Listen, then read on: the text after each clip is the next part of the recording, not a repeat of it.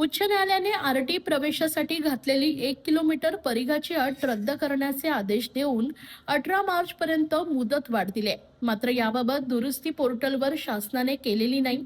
परिणामी गोरगरीब घरातील विद्यार्थी प्रवेशापासून वंचित राहत आहेत. या संदर्भात राष्ट्रवादी काँग्रेस शरदचंद्र पवार पक्षाचे जिल्हा अध्यक्ष मनोज प्रधान यांच्या मार्गदर्शनानुसार युवक कार्याध्यक्ष राजेश कदम, विद्यार्थी कार्याध्यक्ष सिद्धार्थ वटकर यांनी शिक्षण अधिकाऱ्यांची भेट घेऊन पोर्टलमध्ये सुधारणा करण्याची मागणी केली. जर आगामी 12 तासात सुधारणा न केल्यास तीव्र आंदोलन उभारण्याचा इशारा यावेळी राजेश कदम यांनी दिलाय. उच्च न्यायालयाच्या नागपूर खंडपीठाने 9 मार्च 2026 रोजी दिलेल्या ऐतिहासिक निर्णयानुसार आरटी प्रवेशासाठी राज्य सरकारने लादलेली 1 किलोमीटर अंतराची जाचक अट स्थगित केली आहे. न्यायालयाने स्पष्टपणे बालकांना त्यांच्या निवासस्थानापासून 3 किलोमीटर पर्यंतच्या शाळा निवडण्याची मुभा दिली. परंतु 13 मार्च उलटूनही आरटीच्या अधिकृत पोर्टलवर अद्यापही अंतराच्या निकषात आवश्यक ते तांत्रिक बदल करण्यात आलेले नाही. ठाणे क्षेत्रातील पालकांना अद्यापही पोर्टलवर जुन्याच अटी दिसतात. परिणामी 3 किमी परिघातील नामवंत शाळांची निवड करताना सिस्टीममध्ये अडचण येत असून हजारो पात्र विद्यार्थी या संधीपासून वंचित राहत आहेत. ही बाब ध्यानात आल्यानंतर राष्ट्रवादी युवक काँग्रेसचे शरदचंद्र पवार पक्षाचे कार्यकर्ते आक्रमक झालेत.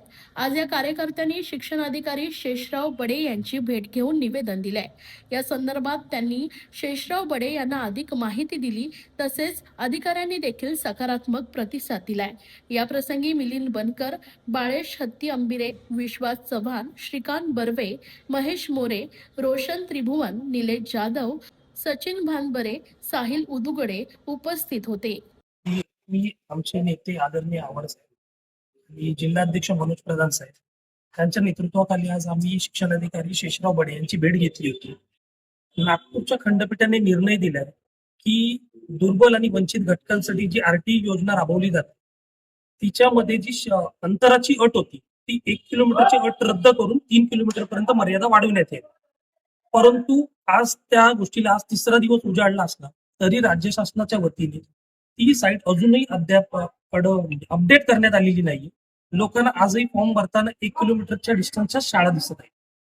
त्यामुळे आमची पहिली मागणी होती की ताबडतोब ती साईट अपडेट करावी, जेणेकरून जास्तीत जास्त पालकांना आणि वंचित गटातील विद्यार्थ्यांना चांगल्या शाळांमध्ये गुणवत्तापूर्ण शिक्षण मिळावं, त्यासाठी ती साईट अपडेट करावी. त्याचसोबत ह्याच्या अगोदर ज्यांनी वेळेत अर्ज भरले 1 किलोमीटरच्या शाळा त्यांनी चॉईस केलेल्या आहेत त्यांना सुद्धा अपडेटचं बटन देण्यात यावं, एडिटचं बटन देण्यात यावं आणि त्यांना सुद्धा 3 किलोमीटर पर्यंतच्या शाळा चॉईस करण्यात यावं. त्याचसोबत हे जे 3 दिवस त्यांचे वाया गेले त्यामुळे जी 18 मार्चची मर्यादा आता घालून दिलेली ती सुद्धा 25 मार्च पर्यंत वाढवण्यात येईल, जेणेकरून जास्तीत जास्त लोक त्याचा लाभ घेतील.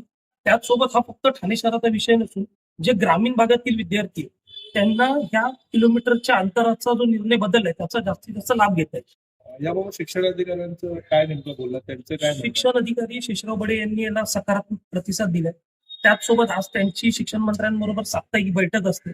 त्याने आम्हाला सांगितलं सर्वच मागण्या आज आम्ही बैठकीत ठेवू आणि या सर्व गोष्टीवर काम करून लवकरात लवकर याबाबत सकारात्मक निर्णय घेऊ असं त्यांनी आम्हाला सांगितलं. येणाऱ्या काळात सकारात्मक निर्णय झाला नाही तर राष्ट्रवादीचं पाऊल कसं असेल? सकारात्मक निर्णय नाही झाला तर ज्या पालक संघटना आहेत त्यांच्यासोबत कोर्टात जाण्याचा आता पर्याय आहे. त्याचसोबत एक मोठी जनजागृती मोहीम राबवून आम्ही आंदोलन छेडू. ओके.